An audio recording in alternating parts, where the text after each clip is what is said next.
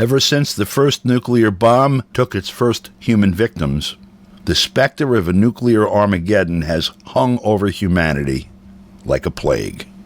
In the Cold War that developed in the aftermath of the Second World War between the USSR and the US, the acquisition by each of new and more terrible weapons raced forward towards an uncertain future.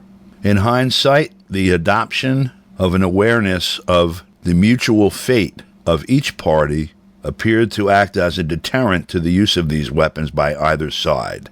Mad or mutually assured destruction would be the outcome of any major war between those parties. And despite several near misses, including most prominently the so-called Cuban Missile Crisis in October of 1962, humanity did avoid that kind of catastrophe.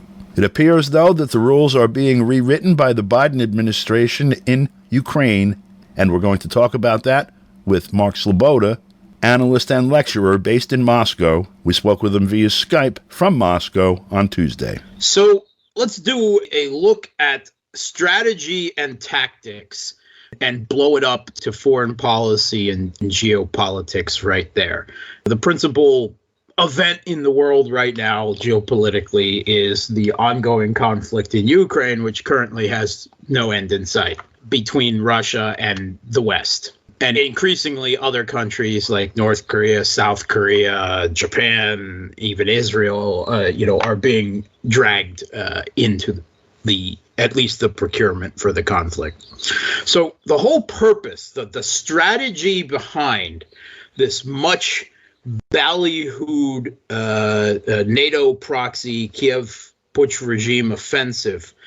First it was winter, then spring, then summer. Now we're into the autumn, and we're told it's never going to stop. It's just going to go into next year, and it's going to be offensive forever. That's what, because they can't admit that they've had no success with this offensive.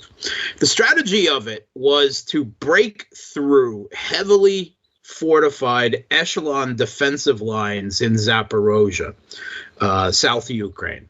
There was impossible to go around them because they stretch for hundreds of miles, right, in either direction.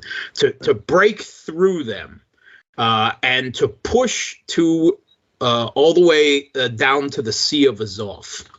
Which is practically an inland sea. There's only it outputs into the Black Sea. It's very shallow.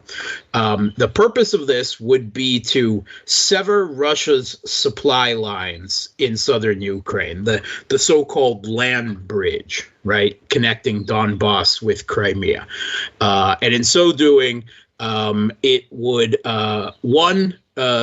again, sever the supply lines, and thus, hopefully, the idea was to force a Russian withdrawal from the rest of the mainland south, from Kherson and Zaporozhye, by dividing Russian forces, and also to put Crimea within range of the Kiev regime's artillery. Right. So that they could just continually pound it until Russia gave up. But that was the strategy. It was never going to work, even assuming that they could break through the lines, because Russia didn't need that land bridge, right? They were perfectly capable, just like the Crimean Bridge, which they have also attempted to destroy. And if this war drags on, eventually they probably will be able to destroy it. You can always sneak a few through even the best air defenses and electronic warfare. But Russia, between 2014 and 2018, there was no land bridge and there was no Crimean Bridge, Kerch Bridge, properly, and Russia kept Crimea supplied just fine. Why? Because Russia has a navy and a very substantial ferrying, just because the distances are so small between mainland Russia and Crimea, that has existed for decades, right? So there was never really any threat to Russian supply, no matter how they might try to frame it as such. Now, we all know that hasn't had any success whatsoever, right? They can talk, slowly progressing, right? Pull up a map, you'll see there's no success. all of the Kiev regime's offensive, now going on 4 months, is still fighting in Russia's screening zone, the throwaway zone, the crumple zone in front of the first of 5, now 6 or 7 at places, because Russia hasn't stopped building them just for busy work, if nothing else, for the troops, echelon defensive lines in South Zaporozhye. So they've made no progress whatsoever. They've used up some 70% of the gear that NATO has sent them. They've suffered close to 80,000 casualties by the Russian Ministry of Defense's assessment. And they have nothing but a handful of ruined, not even villages. For the most part, they're hamlets. They're like one street little places where 70 people lived before the offensive. And they were all, what Russia had been willing to cede, right, in the first few hours of the conflict, right? No one expected them to do as badly as they have done. Even I expected them to penetrate, probably 2 of Russia's defensive lines and then fail against the walls of one of the midline cities, Tokmak. They haven't even got within sight of Tokmak, or they're just within sight of the first defensive line. So completely failed. The strategy, NATO planned this out. I mean, NATO financed, NATO armed, NATO trained, NATO intelligence, NATO armed, everything, right? This was a NATO's baby offensive. They didn't even want, they trained up some 45,000 people in 9 offensive guard brigades, one of them being Azov, really nice, and another one being the core of it being the right sector, because they were the most motivated ones. But they didn't want people with military experience because they might have bad Soviet-style army tactics. So they wanted people who were civilians. They gave them something like somewhere between 4 and 6 weeks of training, depending, NATO training in Europe. And that was supposed to turn them from from civilians into boot camp, basic, military recruits, to specialists, and then master the new NATO gear and NATO-style combined arms warfare, which is referred to reverently by the Pentagon and NATO officials as some type of Jedi art of war. Only the U.S. can properly do combined arms maneuver warfare, which is essentially a blitzkrieg where your artillery and air power are working in active concert, and you just race past and through enemy defenses. Now, here's the problems with this. One, there's no way you can learn NATO gear, much less combined arms warfare, in a few weeks. It's laughable. It's absurd, right? You can't make an army on the fly in the middle of a conflict, certainly not an army of that capability. Second of all, U.S. has only used this against third world countries, right? They've never used this against a peer adversary or even a near peer adversary with fortified defenses, air defense, artillery, everything. So it's very unlikely that even U.S. troops would have succeeded. Second of all, it's never been used without complete air superiority, which the U.S. relies on. The difference between Libya and Syria is exactly that. Yeah, Iraq is another example. It does not work without complete air superiority, period. I don't care what they say. Combined arms maneuver warfare does not work without complete air superiority. And not only does the Kiev regime not have complete air superiority, Russia has complete air superiority over that battlefield, right? And they have an artillery mismatch, 10-1, not according to Russian propaganda, but according to the Kiev regime's top general. So they've reverted to human wave tactics, meat assaults, right? This was admitted in an interview by the Kiev regime's military intelligence chief, Kirilo Budanov, in an interview with The Drive last week.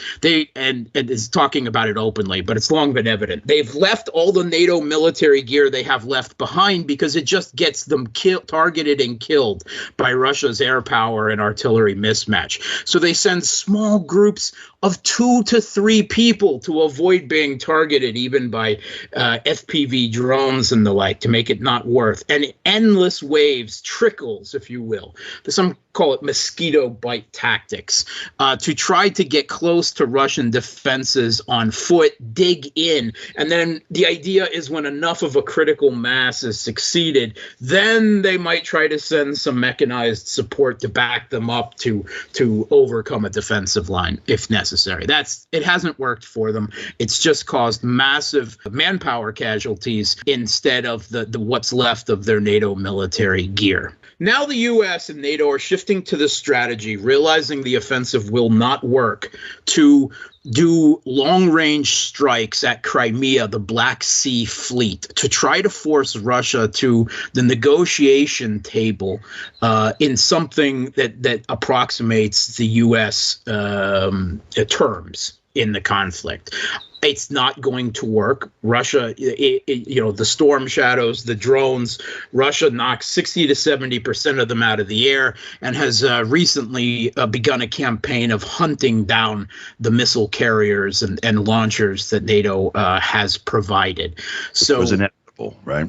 Inevitable. So this is an escalation, though. It is essentially NATO attacking Russia's Black Sea Fleet openly, because they're absolutely needed. The NATO reconnaissance flights constantly south of Crimea, the NATO satellites, they're the ones who provide the missiles, the targeting, everything. Maybe a Ukrainian pushes the button, and that's it. And here we see the death of MAD, the mutually assured destruction that kept the peace in the first Cold War because of fear and respect. Because NATO doesn't fear or respect Russia anymore. They don't believe in Russia's red lines, and they think they can keep poking the bear with bigger and bigger sticks, even though it's not stopping it. The close on this note, that one of the lessons that John and Robert Kennedy drew from the Cuban Missile Crisis, as it was called, was that it's a really, really dangerous idea to present a nuclear adversary with the choice of either a humiliating defeat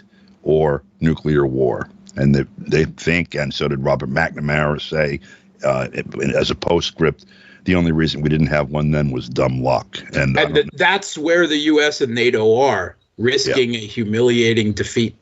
Yep. I mean, for everyone, either party at this point can't. For Russia, it's almost like an existential threat. And to the empire, in a way, it is also, because hegemony relies on it. Exactly. They call it the rules-based order is at stake. Our rules are orders.